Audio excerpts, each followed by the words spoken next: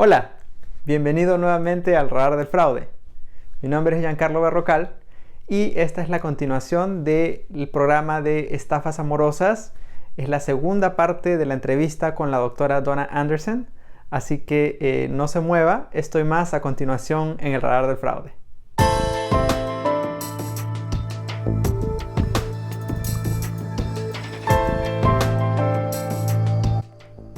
No se olvide de compartir este video con sus familiares y amigos en sus redes sociales y también darle like y un comentario al video.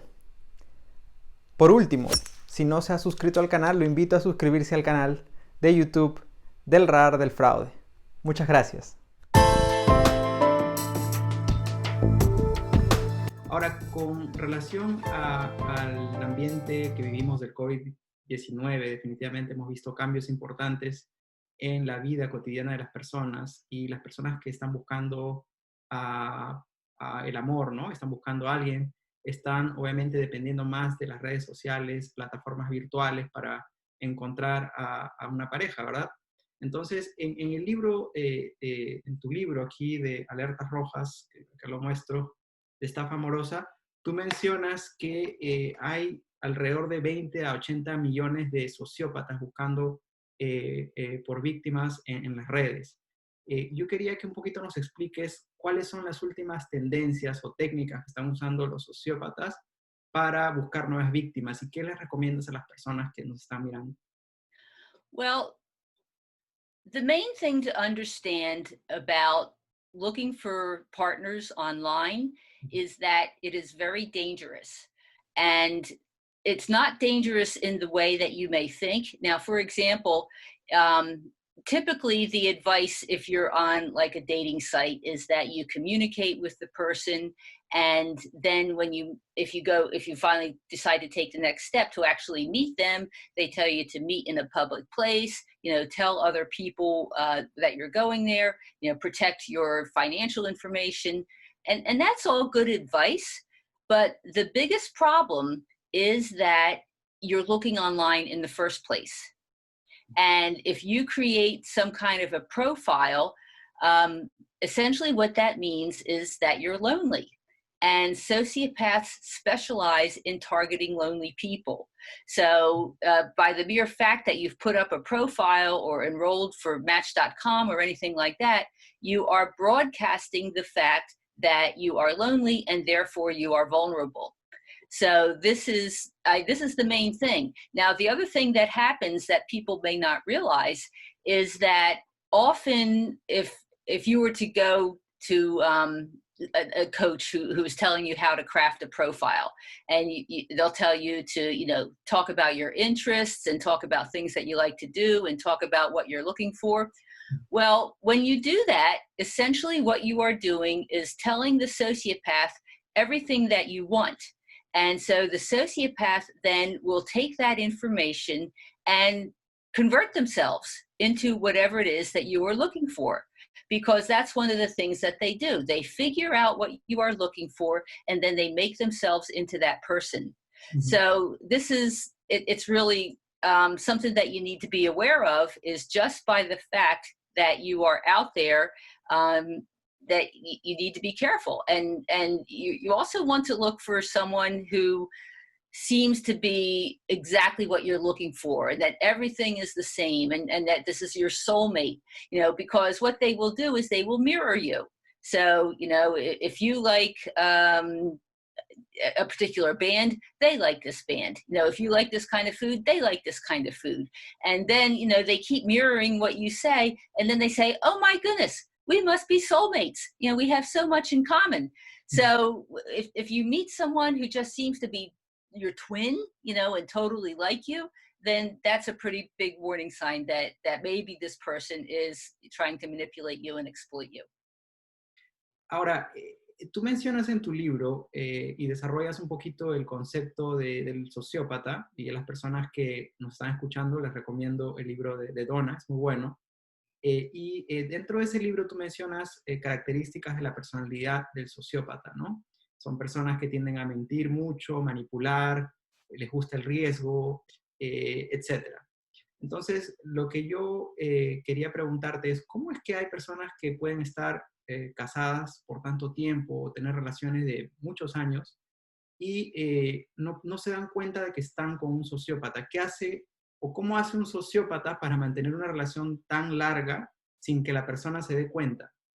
What happens is that relationships with sociopaths are highly addictive, and people end up getting addicted to the relationships. And sociopaths, I'm not sure how much they realize that they are doing this on purpose, but they have this way of interacting that you become totally addicted to the relationship. And I can explain how that happens. All relationships are essentially psychological bonds that people feel with the person that they're with. And so in the beginning, the bond is established through pleasure. In other words, when you meet this person and he's so exciting or she's so exciting and it seems to be exactly the person that you're looking for, this makes you feel happy and it gives you pleasure. And so this is the beginning of the psychological bond that you start to feel.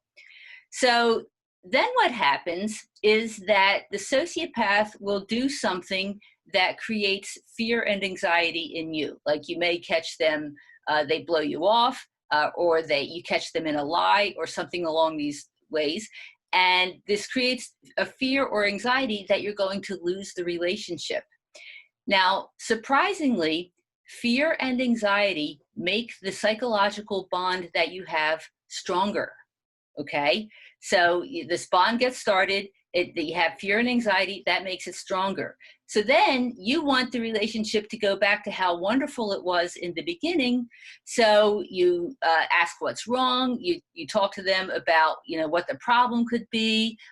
Some people, or many people, actually apologize for something that they didn't do, and this makes the bond stronger again. So then you reunite, you're back, everything's all happy, it gets stronger again. So this becomes a vicious circle in that you have the bond formed, then you have fear and anxiety, then you come back together again. So with each turn of the wheel, the psychological bond gets stronger and stronger and stronger.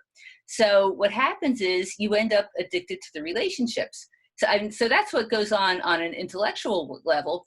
And also what goes on is that in many cases, people don't realize that they're with a sociopath, because if you've ever been with someone like this, they always have a plausible excuse, or they turn around and, if they did something wrong, somehow they twist it so that they make it that you're the one who did something wrong. And so the normal person is like, did I do something wrong? And, so they're trying to figure out what the problem is.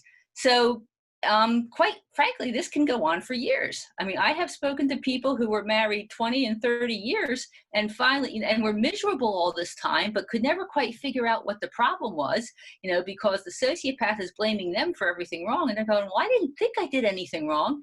And plus they have a sense of loyalty. If they're married, these people take their marriage vows seriously. So they stay in the relationship. And usually something happens later on where they finally start to question what's going on, and they go, oh my goodness, I had no idea that all these years I was with a sociopath.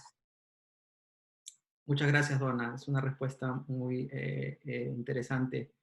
Bueno, la siguiente pregunta es, tú mencionas en tu libro que el término de la sociopatía contiene muchos trastornos psicológicos. Entonces, yo quería saber un poco sobre estos trastornos psicológicos de la personalidad. ¿Cuál es la última investigación que se ha hecho al respecto? Y con tu experiencia, quería que nos digas un poco si es posible que un sociópata se pueda recuperar de este estado mental. Well, first of all, there's a lot of disagreement in the mental health field about what these people should be called and how they should be diagnosed. Officially, there are 4 different diagnoses that are kind of related, and those are antisocial, narcissistic, borderline, and histrionic personality disorders. And these are what clinicians will use when they're trying to treat people. On the other hand, there's also psychopathy, which is the term that the research scientists use. And there's a lot of overlap between psychopathy and antisocial personality disorder. This is a mouthful. You've got all these disorders, and what they all have in common is that the people who have these disorders exploit others. They exploit and manipulate others. The reasons may vary and how they do it may vary, but that's the bottom line, is that they have bad effects on other people. Now, I use the term sociopath as an umbrella term to talk about all of these with one word, because it's just too complicated to keep saying antisocial, narcissistic, borderline. It's just too much. Sociopathy was the original term, and I'm actually using it the way it was intended to be used, as a description for people who have difficulties in their human relations. I mean, that's the original meaning of the word. But it fell out of favor. Now they have all these terms, and it's all very confusing.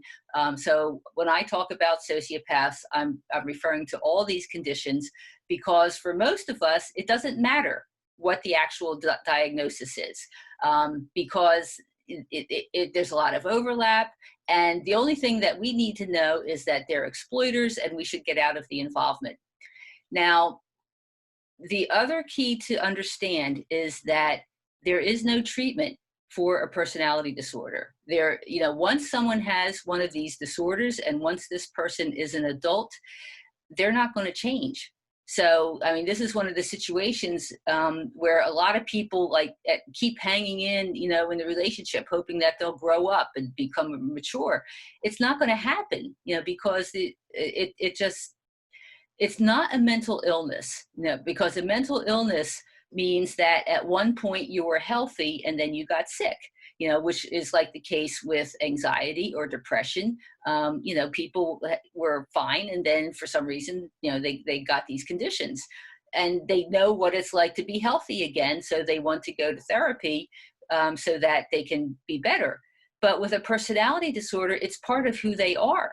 And these people always were this disordered.